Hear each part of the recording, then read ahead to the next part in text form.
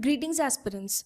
Welcome back to the Daily Current Affairs by CivicCentre IAS, where we try to discuss articles from the Hindu, Indian Express, PIB from the UPSC CSE prelims perspective. Displayed are the list of articles which we are going to discuss in today's video. The first article says that the President has given delegated powers to appoint members to boards, authorities or commissions in Delhi to the Lieutenant Governor, further strengthening his hands. In this context, let's know about the Lieutenant Governor, in short the LG. Firstly, talking about the constitutional provisions, note that as per the Article 239, every union territory in India shall be administered by the President through appointment of an administrator. Therefore, a Lieutenant Governor shall be appointed in the union territories of Andaman and Nicobar Islands, Puducherry and Delhi. But know that the Lieutenant Governor shall be regarded as an administrator of the UT and not as the constitutional head as that of the Governor. However, the 69th Constitutional Amendment Act of 1991 introduced Article 239AA, which created an elected Legislative Assembly and a Council of Ministers, including the Chief Minister, for the National Capital Territory of Delhi, in short, the NCT. This assembly has the power to make laws for NCT with respect to any of the matters under the state or concurrent list of the 7th schedule, except the public order, the police and the land matters. Further, the LG of Delhi was designated as the administrator of the NCT. For your information, remember that only 3 union territories, which are Andaman and Nicobar, Delhi and Puducherry, have the Lieutenant Governors. Moving ahead, let's see the powers of the LG. Firstly, the Lieutenant Governor acts on the aid and advice of the Council of Ministers, including the Chief Minister, except when he or she is compelled to act in his or her discretion by or under any law. Next, if the LG and ministers disagree on any issue, the LG shall be referred it to the President for the decision and act accordingly. Further, when such a decision is pending with the President, it shall be competent for the LG to take prompt action in any scenario where the matter is urgent. Additionally, under Article 239AB, the President may, on the receipt of a report from the LG or otherwise, suspend the operation of any provision of the Article 239AA by its order. And this is done in a situation in which the administration of the NCT cannot be carried out in accordance with the provisions of Article 239AA. The next article says that the Centre plans to bring out a national policy on farmers producers organizations, in short the FPOs, and its draft will likely to be out in a fortnight, a government official said. In this context, let's talk about farmers producer organization, in short the FPOs. But before that, let's look briefly what a producer organization is. See, a producer organization is a legal entity formed by the primary producers such as farmers, milk producers, fishermen, weavers, rural artisans, craftsmen, etc. So, a PO can be a producer company, a cooperative society or any other legal form which provides for sharing of profits or benefits among the members. Further, in some forms like producer companies, institutions of primary producers can also become members of the producer organizations. Now, let's see about the farmer producer organizations, in short the FPOs. Know that it is one of the type of producer organization where the members are the farmers. Significantly, the concept behind farmer producer organization is that farmers who are producers of the agriculture products can also form the groups. Therefore, to facilitate this process, the Small Farmers Agribusiness Consortium, in short the SFAC, was mandated by Department of Agriculture and Cooperation of Ministry of Agriculture in the Government of India. So, it supports the state governments in the formation of farmer producer organizations. Moving ahead, let's see the objectives of FPOs. Firstly, it provides the holistic and broad-based supportive ecosystem to form 10,000 new FPOs to facilitate development of vibrant and sustainable income-oriented farming, and it also provides holistic and broad-based supportive ecosystem for overall socio-economic development and well-being of the agrarian communities. Next, it enhances the productivity through efficient, cost-effective and sustainable resource use. Then, it also realizes higher returns through better liquidity and market linkages for their produce and become sustainable through collective action. Further, it also provides hand-holding and support to new FPOs up to 5 years from the year of its creation in all aspects of management of the FPOs, like the inputs, production, processing, and value addition, also market linkages, credit linkages, and use of technology, etc. Lastly, it provides effective capacity building to the FPOs to develop agriculture entrepreneurship skills to become economically viable and also self-sustaining beyond the period of support from the government. Now, if we talk about the eligibility, minimum of 300 members is needed, but only 100 members are sufficient in the northeastern hilly areas or the union territories. Know that it is registered as a legal entity under the Companies Act of 2013 or Cooperative Society Acts. Also remember that it must register with the FPO registry portal maintained by the central government. Further to your information, the Central Nodal Department is the Department of Agriculture and Farmers Welfare, which allocate funds for the FPO development through convergence of central government schemes, and also it facilitates the institutional loans to the FPOs at the subsidized interest rates. Additionally, the Central Nodal Agency is the Small Farmers Agribusiness Consortium, which is located in the New Delhi. Further, moving to the next article, it says that the World Bank has forecasted a growth of 7% for the Indian economy for the current fiscal year, upping to its earlier estimate of 6.6%. Therefore, in the report India Development Update, India's Trade Opportunities in a Changing Global Context, which is released by the World Bank, it said that India's growth continued to be strong despite a challenging global environment. In this context, let's talk briefly about the World Bank. Know that it was created in the year 1944 as the International Bank for Reconstruction and Development, in short, the IBRD, along with the IMF, which stands for International Monetary Fund. Further, the IBRD later became the World Bank. What's more is that the World Bank Group is a unique global partnership of 5 institutions working for sustainable solutions that reduce poverty and build shared prosperity in developing countries. So if we look at its 5 developmental institutions, first one is the International Bank for Reconstruction and Development. Secondly, the International Development Association.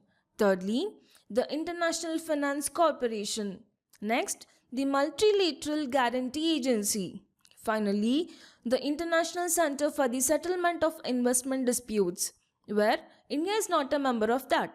Further, World Bank has 189 member countries and India is also a member of it.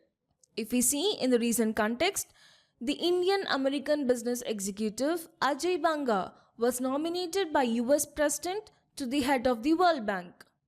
For your information, let us also know some of the reports published by the World Bank. These are Ease of Doing Business, World Development Report, Global Economic Prospect Report, Logistic Performance Index, Remittance Report, and also Ease of Living Index. Likewise, if we see some of the World Bank funded projects in India, it includes Clean India Mission, National Ganga River Basin Project, Pradhan Mantri Gram Sadak Yojana, the National Rural Livelihood Project, Integrated Child Development Services, Sarva Shiksha Abhiyan, and also the Green National Highways Corridor Project, etc. The next article says that the Heritage Conservation and Development of Walled City of Jaipur, which was declared a UNESCO World Heritage Site in the year 2019, will be taken up with a budgetary expenditure of Rs 100 crore. So in this context, let's talk about UNESCO World Heritage Site. Interestingly, a World Heritage Site is a location having an outstanding universal value. Significantly, this World Heritage Site is a landmark or area with legal protection by the international convention administered by the United Nations Educational, Scientific and Cultural Organization, in short, the UNESCO. So, World Heritage Sites are designated by the UNESCO for having cultural, historical, significant or other forms of the significance. Know that the 191 state parties have ratified this World Heritage Convention, including India. Now, if you look at the India and UNESCO World Heritage Sites, note that India formally signed the convention on November 14th in the year 1977. Currently, there are 43 UNESCO World Heritage Sites in India. Out of this, 35 are cultural, 7 are natural and 1 is the mixed heritage sites. Remember that the Ajanta Caves, Ellora Caves, Agra Fort and Taj Mahal are all included in the list of UNESCO World Heritage Sites in the year 1983. So, these were the first sites from India to be added to the list. For your information, the mausoleums, which are the mound burial systems of Ahom dynasty, included in the 2024, which is the latest addition from the India. And further, the Hoysala temples from the Karnataka and the Shantiniketan from West Bengal state were added in the year 2023. Now, if we talk about Jaipur, which is given in the article, so in the year 2019, Jaipur has been given the status of World Heritage Site. Interestingly, Jaipur has become the second city of the country after Ahmedabad to get this recognition. Remember that the walled city of Jaipur in Rajasthan was founded in the year 1727 AD under the Savai Jai Singh II. Know that it also serves as the capital city of state of Rajasthan. Significantly, the city was granted heritage site for its value of being an exemplary development in town planning and architect that demonstrates an amalgamation and important exchange of ideas in the late medieval period. Additionally, in the town planning, it shows an interchange of ancient Hindu, Mughal and contemporary Western ideas that resulted in the form of the city. The next article is that the Defence Acquisition Council, in short the DAC, which is chaired by the Defence Minister Rajnath Singh, on accorded acceptance of necessity, has taken the preliminary step of the long procurement process for 10 capital acquisition proposals amounting to Rs 1,44,716 crore. In this context, let's talk about Defence Acquisition Council. Notably, it is the highest decision-making body of the Defence Ministry on procurement. Here, the main objective of DAC is to ensure expeditious procurement of the approved requirements of the armed forces in terms of capabilities, sort and time framework prescribed by optimally utilizing the allocated budgetary resources. Further, it was formed after the group of ministers' recommendations on reforming the national security system in the year 2001, that is after post-Kargil war in the year 1999. If we look at its consumption, DAC is chaired by the Defence Minister and its members include the Chief of Defence Staff and the Chiefs of Army, Navy and Air Force. Further, if we see the functions, first, it gives in principle approval of a 15-year long-term integrated perspective plan for the defence forces. Next, it looks the accord of acceptance of necessity to the acquisition proposals. Further, it categorizes the acquisition proposals relating to buy, make and make. Then, it also looks into issues relating to the single vendor clearance. Further, it takes the decisions regarding the offset provisions in respect of acquisition proposals above Rs 300 crore. Additionally, it takes the decisions regarding the transfer of technology under the buy and make category of acquisition proposals. Finally, it also does evaluation of the field trials. Now, moving to the next article, the Union Home Ministry announced that the ongoing online process for nominations and recommendations for the Padma Awards for the year 2025 will conclude on the September 15th. In this context, let's know about the Padma Awards. See, the Padma Award are the one of the highest civilian honors of India, announced annually on the eve of the Republic Day. Know that the awards are given in three categories. Firstly, the Padma Vibhushan, which is given for exceptional and distinguished service. Secondly, the Padma Bhushan for distinguished service of higher order. Lastly, the Padma Shri for distinguished service. Significantly, the award seeks to recognize achievements in all fields of activities or disciplines where an element of public service is involved. Remember that these three classes, namely Pehla Varg, Dusra Varg and Tisra Varg, were subsequently renamed as Padma Vibhushan, Padma Bhushan and Padma Shri, with presidential notification issued on the January 8, 1955. If we look at the eligibility for Padma Awards, all persons without distinction of race, occupation, position or sex are eligible for these awards.